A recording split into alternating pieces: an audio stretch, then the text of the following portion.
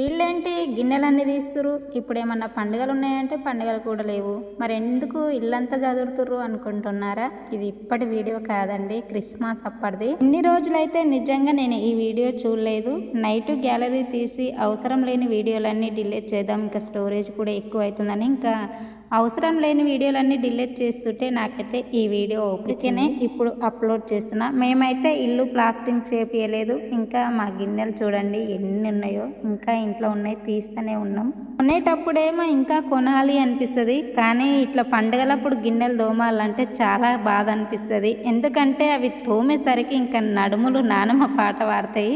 ఇంట్లో ఒక ఆడపిల్ల ఉంటే ఎంతో అదృష్టం. నిజంగా నేనైతే చాలా అదృష్టవంతురాలిని ఈ విషయం వల్లనైతే.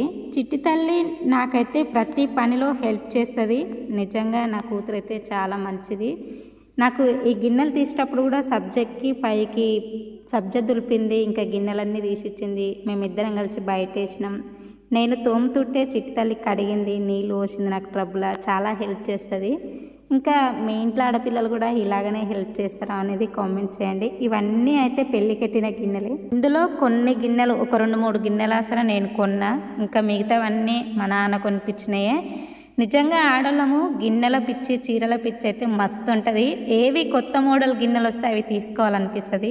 ఇంకా ఒక చిక్కెంటికలు వచ్చినా, అరెక్ మాల్ సామాన్ వచ్చినా కానీ అస్సలు పోనీయము. ఏవి కొత్త మోడల్ వస్తే అవి తీసుకుంటాం, కానీ కడిగేటప్పుడే చాలా ఇబ్బంది అనిపిస్తుంది. మరి మీలో ఎంతమందికి ఇలా గిన్నెల పిచ్చి, చీరల పిచ్చి ఉందో కామెంట్ చేయండి. ఏవి కొత్త మోడల్ కనిపిస్తే కంటికి నచ్చిన సామాన్లు కొనాలి, కంటికి నచ్చిన బట్టలు కొనాలి అనేది ఎంతమందికి ఉందో కామెంట్ చేయండి.